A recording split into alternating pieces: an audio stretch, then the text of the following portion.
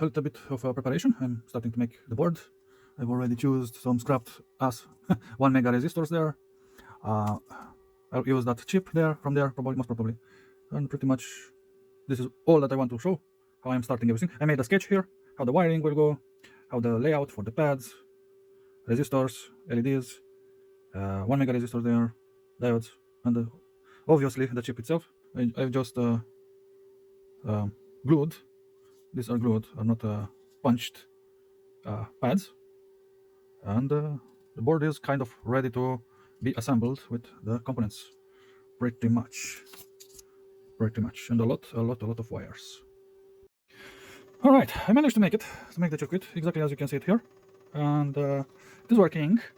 I linked a little bit, just a quick and dirty wires, just to check if everything is working on this board, and it is. I had to add a negative wire here, a positive wire there, and here is the motor. That is, you can hear it actually, and it was before, it was 350, now it's 440 milliamps with this mode that I have right now. Let me slow it a bit more, and as you can see, it is working exactly as in the well, on the breadboard that I make it there, which is absolutely wonderful.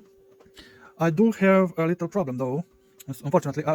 Although in this mode is in this sense is working fine. If I'm switching the sense right now, you see, if I'm clicking there, I'm having this issue here. Is not well, and if I'm tuning it faster, a little bit more faster, and you can also hear it. And also, this is what is doing very strange. I hope. I don't know what to think. Really, I don't know what to think when I change the sense of it. But on the other sense, if I'm switching it back, it's absolutely fine. It's working absolutely fine. I hope it is a wire somewhere. But if it is a wire, it shouldn't work like this at all. Unbelievable. There is a catch somewhere. There is a catch. I have to find it. And here, everything is fine on this board if I'm switching it. But here, it's going crazy for some reason. Unbelievable. No way. Very strange. Yep, this is normal. Yeah, the board is working. Half of the board is working, but it's good that it's working. That's good news actually. And that's the computer, the mini computer actually. It's like a microcontroller. It's exactly like a microcontroller. It's doing something. It's doing some calculations. It's pretty big for a microcontroller, but it's doing the exact same thing as a microcontroller. And these two boards that are converting and creating this signal. Yeah, it's good enough. And as you can see, it's moving. I believe it's I did made a test of strength on its rotor, in the sense that I hold the rotor and see if it was stronger. I didn't feel any difference from how it was only with this mode here comparative with this mode. When I will build the switcher, I will have to invent to think about a switch between this board signal and this new board signal that I'm having right now, and also find the problem that is having here. Very strange. I hope it's not the chip itself. Very strange. And yeah, working one way, but the other way is not. Unbelievable. Only to me is happening all this stuff, you know, this weird stuff. But so far so good. We reached this stage. Here I'm trying to make current with this chip and this potentiometer here, but it's not working as I want it for the moment. It's just in testing right now. It's only in testing mode. We will see. Yeah, it's stabilized. Come on, 0.44 amps to 440 amps, almost half an amp. This motor is rated for 800 milliamps at 4 volts. Yeah. Right, this is it. I'm happy that it's working in one sense at least. It's good enough. It's good enough that it's working, you know. Yeah. Very bad luck I have. Very bad luck. The board doesn't function anymore. This board here. I managed to make it. It worked for 2 or 3 even LEDs. And when I tried to repair it, I changed the one of the diode actually. I changed, not all of them. I changed one of the resistor, this one in the middle here, because I was following the problem LED that was not working. But the problem aggravated, and these two didn't work anymore. I mean, they always staying lit like you are seeing right now. And I tried everything there, and I kind of shorted a lot of things there. And in the end, the third one gave up. Only this guy is working from all of them. And very bad luck with it's because of this chip. I blame the chip itself. It gave me some very strange errors while I was breadboarding it. One, if you remember, one of its gates give up, wasn't sensitive. I mean, in the sense that it wasn't sensitive, but it's still working. It's still good if you apply a digital signal to the inputs. But in my case, I don't really have a decisive 0 volts, decisive plus 5 volts signal, digital signal like that. I have something that is kind of kind of digital, but it worked in the simulator. It actually worked one time there in the breadboard when I switched the chips, and I believe this was the chip that I actually tested there on the breadboard. But here, when I mounted it, slowly but surely some inputs, outputs of it gave up. I don't know which one is damaged. Probably the inputs are very sensitive, extremely sensitive. I don't know to what they are sensitive. That's the question, the big question, what they are sensitive to. And my guess right now, I'm highly guessing. I believe it might be this power source that I have. Why? I know it's crazy what I'm saying right now, but you will see why in a second. I believe these chips, they don't have electric static discharge, and SOD, they don't have that SOD on the input pins. Probably, most probably, I really don't know what and how they are made inside, but they are highly susceptible to probably to some sort of spikes, and those spikes, they damaged, but they don't burn really the chip or the input. They damage some sensibility of the input, which I really needed. I really need that sensitivity of the input, because I'm using this resistors here to to calibrate it somehow, but it's not enough. It's not good enough. All these LEDs that you are seeing lit right now, they go off in the moment I put strong negative. So right now, if I'm shortening this resistor, you see, to ground, is to ground, they are coming off all at once. But the problem is that one is not doing anything anymore, because everything, the signal is surged to the ground, and it is eating all the current that should light up the LEDs, those LEDs, and is just surging here, and is not letting anything else doing its job, pretty much. But it is confirming that either this pad or this pad, so these two gates inside the chip, from this side and also from that side, probably that one or the last one here on the top, they give up. They are damaged somehow, and they are extremely sensitive, and most probably to some sort of spikes, probably from my fingers. But while I was working, I was having this power source connected here, but I closed it from the switch there, and I also have this power source, this one, connected here with the negative linked to all of these boards that I have here. So this negative rail is connected to that power source that is up. One of these power sources, they conduct. I see some sparks, literally some sparks in my fingers when I was doing a lot of permutations here, a lot of testings. And one of the power source is amplifying. Probably something is a coil, probably a transformer somewhere involved. That is creating feedback. Probably, I have no idea what is going on inside these two power sources that I have. So one of them might be, even if everything is off, this power source was all the time off from the button, and this power source was off from its button there. But somehow, while I was working here, I managed to make some sparks. I know it's very weird. Who knows? I don't think I have electrostatic fingers. I don't attract that. And I also have a metal table here. That is made from iron, from a mild steel, and is also earthed. I earthed it, so I'm not touching it with anything. So I'm not making contact with my skin or my clothes on it when I'm working. But when I need this ground potential here, the earth potential that I have here on the table, I can link it very quickly to my hands, pretty much, and work grounded, in a sense. But when is the case? But this time I didn't touch it. I didn't, if the wood that I have here, the wood table that I have, maybe that is conducting somehow and creating some sort of transference of electrons or something. But I highly doubt it. It's pretty good isolator, and no, I don't think so. It's something else that is creating. I believe it happened to me 1 or 2 times. This undesired sparks. But the chip itself, it's way too sensitive. I worked at this table probably more than 10 years with a lot of chips, and they never give up so easily as these guys are doing it. These are a bad, very bad, unprotected, probably most probably unprotected chips from electrostatic discharge on its pins, most probably, because that's the only reason I can think of. I'm also having these diodes here, which are not really the proper ones that I used originally when I did the test, but I did get some good results. In the very beginning, I was having some good results for a little bit, and after I changed the diode here with a 1N4148, this guy gave up. One of the inputs gave up for some reason. I don't know how, why, while I was changing that one single diode, and when I replace it back with the original that I have it there, still the LED was lit, and shit. Probably I will have to make it from discrete components. All this OR gate module, I instead of one chip, I will have to use discrete components. Unfortunately, that's my plan. That's my plan B, and it will work. I'm sure of it. But I'm very, very sad and dissatisfied of these chips. Very, very bad. 7432. Pretty much this is it. This shouldn't have happened, but it did. I'm glad that I kind of discovered the problem because I eliminated a lot of stuff here. I lift up all the diodes there. I took out all the input wires that I have there. I disconnected these outputs. I put them nowhere, pretty much. I didn't connect them to this chip here because they should be there. They are just put there just to stay there, not to wiggle around.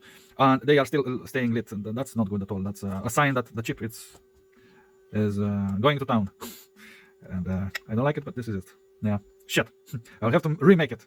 God damn it. See you later. I hope you like my mouse pointer here, which is red.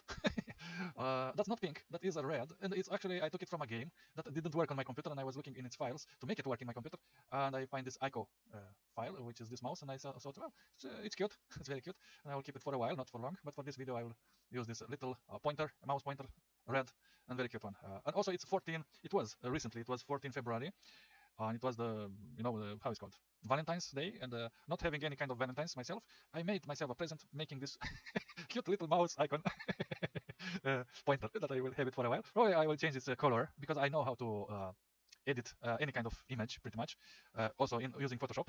And I can edit and also save it, export it, and probably I will change it in a blue, I'm thinking, or green, I don't know. But yeah, originally I thought to make all the logic from discrete components like you are seeing here. Actually, let me put some color to actually see it, this part. So so all this 1, 2, 3, and 4 logic gates pretty much, and all these 4 logic gates that you see here, they were right now in this picture they are not connected, but they were connected like that. Let me change the color a little bit. Okay, and they were connected like that to that point, to this point here, the second line, this one to the third line here, and this guy to the fourth line pretty much. So this is the connections, the output of these modules, and they worked absolutely fine. So this is my was the original plan. Then I switched to a single chip, the OR gate. That didn't work. Actually, it is so sensitive on its inputs, especially this 7432 that I have, or at least the batch of chips that I have. They are extremely sensitive. I'm working with integrated circuits more than 10 years, and way more than 10 years.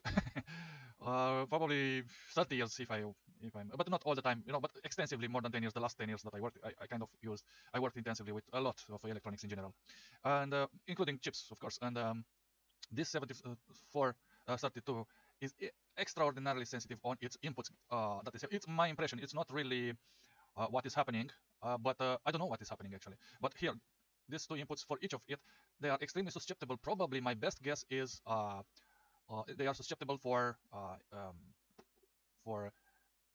SD, electrostatic discharge. It's my best guess. In reality, I have no fucking idea what is going on. What is the true source of weakening them? But they are not actually totally damaged. The gates, the inputs of these chips, of this chip actually, of these gates.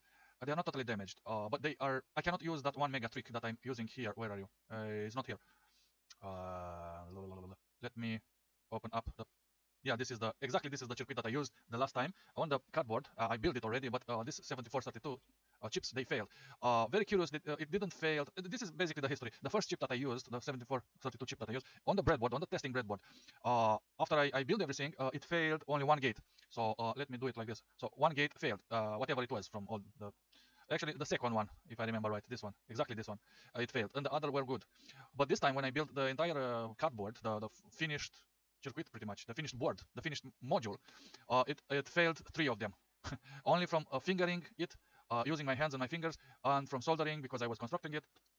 By the way, these are the 1 mega resistors that to ground. They did well on the breadboard. They are doing good right now, kind of, for the 1 single gate that remained there, functional, kind of.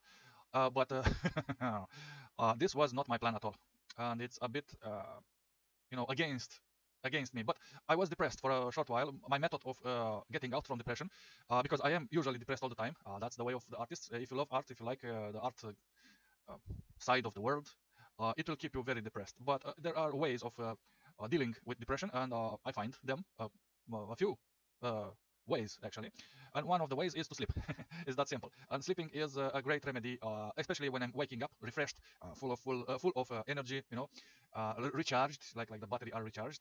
And I thought, well, I can stay depressed and do nothing, or I can continue and find a solution. And my solution are two solutions actually. I find first, plan C actually, to use this to use all these discrete components. I uh, to use this discrete components module, which it will add to the size quite a bit actually, and because so many pads I have to put there. I have a lot of pads, also LEDs as well, but and also for transistors, well, the diodes, the resistors, but also probably the capacitor as well here. And this is quite large, and I don't like it that much because it's big. I can make it from this from SMDs actually, but I will keep the vintage look and feel as much as I can, because I want to actually, I don't care about the vintage look. I care more about using the scrapped components that I already have, and I have a lot of them. And I was thinking on something. Plan B, that was the plan C actually that I told you. Which are you? This one from discrete. So this one from discrete components is plan C, but plan B is actually using something a bit simpler. So the idea, let me show you. I just Google it very quickly. Logic high and logic low from discrete components. This is what I search for, and I randomly looked on the images here, and after browsing a little bit through the images, I find this guy here, and pretty much I was remembering something using a transistor that was switching to positive and another transistor that is switching to negative.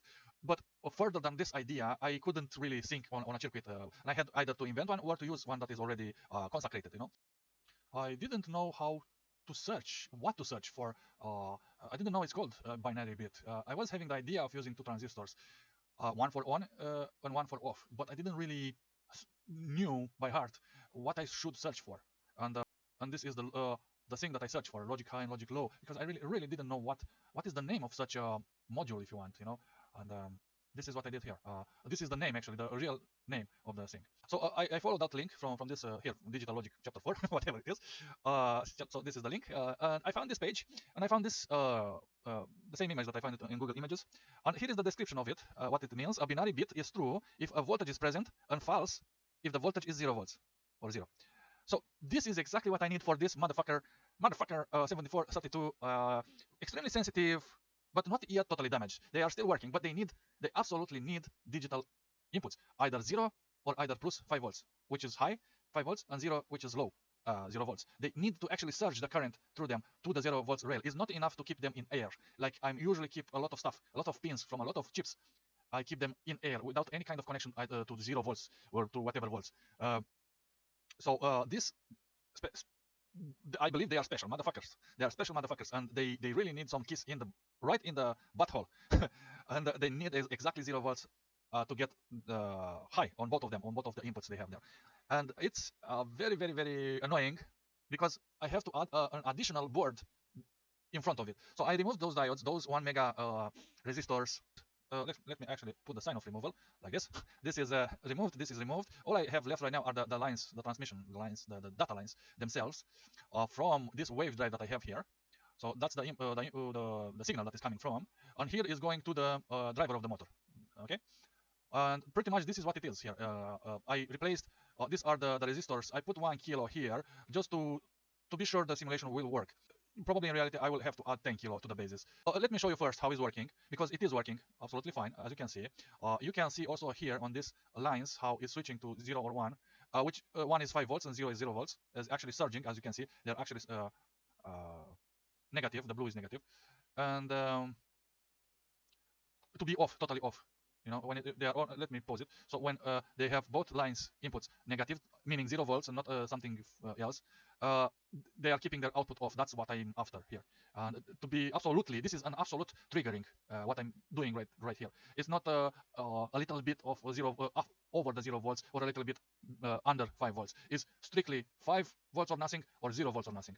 And that's at least the Proteus simulator is doing this job absolutely fine. I'm very pleased that the circuit with the transistors here in the simulation is absolutely working brilliantly, absolutely with no problems, and is doing the job that I was thinking it should do. I have two options actually. I will diverge a little bit here.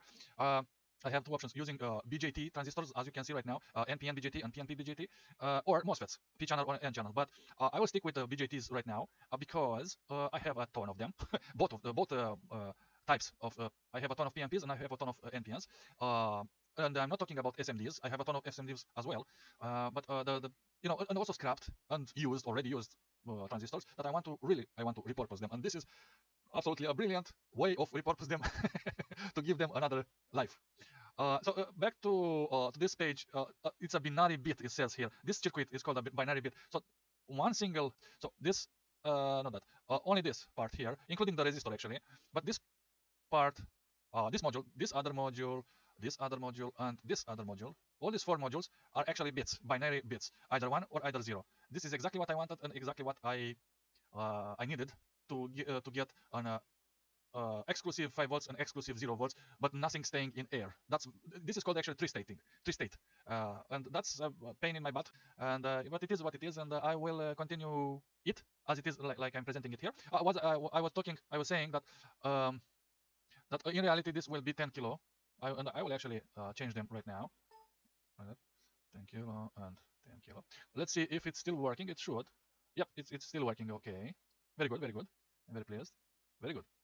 These negative inputs will have a negative through the connection they have there, through this transistor here actually, to the 0 volts. But these ones, the NPNs, will offer the positive, will give the positive plus 5 volts on the specific rail. And for number 1 here is this NPN that is giving plus 5 volts for this particular line in this particular time. But the rest of them are surged through either one of these PNPs directly to 0 volts, which is absolutely good. So this is the plan.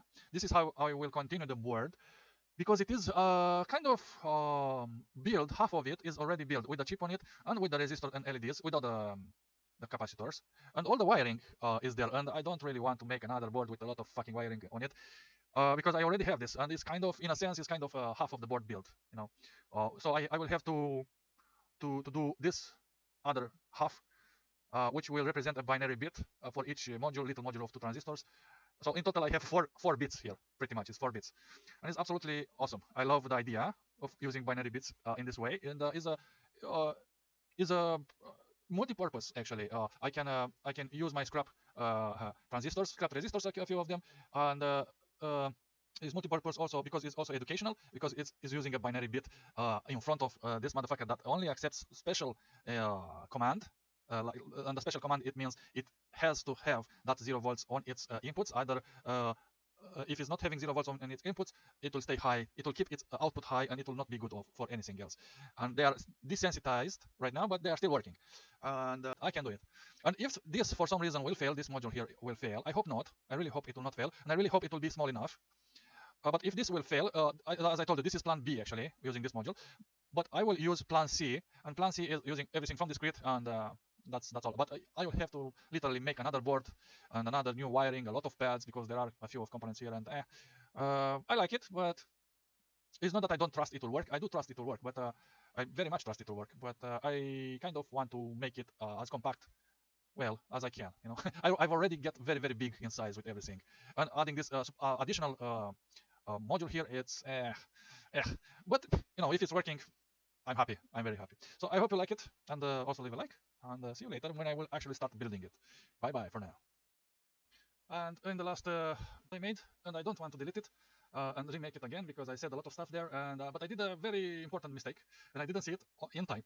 And this is the mistake. This PNP transistor, unbelievable, unbelievable. This PNP transistor was inversed. Now I corrected it. A friend of mine, my only UK friend that I have from United Kingdom, he actually spotted and told me, dude, see that see that inner circuit we have, that PNP inversed. It should be linked, with the emitter. Both emitter of the transistors should be linked together. And he was right. And I didn't. I just overlook it for some reason. I don't know. I'm usually not. I'm paying a lot of attention to a lot of details, but this time for some strange, very strange reason, I just overlook it. But the strangest thing is that it also, and that's why I'm laughing. That is, it also works with that inverse. Without, I don't remember how it was right now. I believe something like this. Yeah, something like this it was. So the emitter was on the ground, and the collector was here on this pin. Let me window back, and so the collector was here, and the emitter was on the ground here. That's funny that it worked, and also it is working as before right now as well. At least here in the simulation, as you can see, and it's perfectly fine. And I'm sorry I really didn't see it. What a stupid mistake I made there. But and I already made a movie actually. I transform it, but I'll have to add this part to the movie probably in the end of the movie, and recoding the movie again. And it's not that much of time, but it is a little bit, like about, I don't know, probably half an hour, 20 minutes, something like that. Yeah, it's a pain in the butt, but it's good that my friend seen it. Without him, I was still overlooking it until I was building the thing. Probably, I don't know. Yeah, okay, good enough so far. Thank you very much.